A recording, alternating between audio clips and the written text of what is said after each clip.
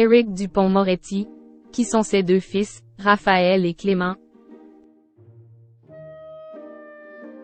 Le procès d'Éric Dupond-Moretti pour prise illégale d'un et Ray s'ouvre ce 6 novembre jusqu'au 17 novembre. Le ministre de la Justice, en couple depuis de longues années avec Isabelle Boulay, est aussi un père de famille. Qui sont ses deux fils, nés d'une précédente relation? Éric Dupond-Moretti fait face à la justice en ce mois de novembre 2023. Le ministre de la Justice est jugé pour prise illégale d'un et Ray. D'ailleurs, comme le rappelle France Info, ses fonctions au ministère ne seront pas assurées par quelqu'un d'autre. Éric Dupond-Moretti garde son poste. En fonction depuis le 6 juillet 2020, le colosse des Assises a eu bien des rôles avant d'être ministre de la Justice. En effet, le conjoint d'Isabelle Boulay depuis 2016 est avant tout un père avant d'être celui que le public connaît.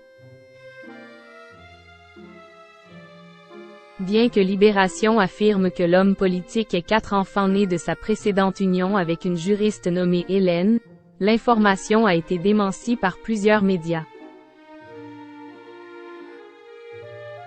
En effet, l'ancien couple aurait eu 2 enfants. L'avocat les avait évoqués pour la première fois en 2020, dans l'émission C'est à vous. Moi j'ai 2 garçons, ils ne sont plus scolarisés depuis belle lurette. Qui sont ces deux fils? L'avocat a 2 enfants, Clément et Raphaël, respectivement âgés de 30 et 33 ans. Raphaël Dupond-Moretti a suivi des études d'informatique à l'EFFICOM de Lille avant de partir pour le Mexique à l'université UNAM. D'après son profil LinkedIn, il aurait également obtenu des diplômes dans l'aviation ainsi que le transport maritime.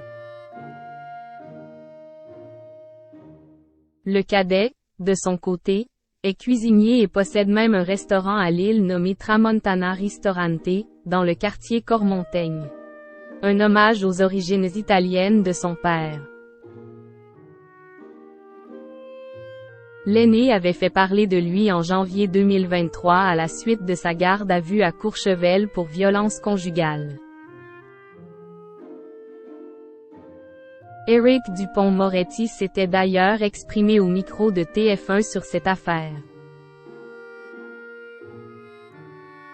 En tant que père, je suis dévasté. J'ai une pensée pour la victime.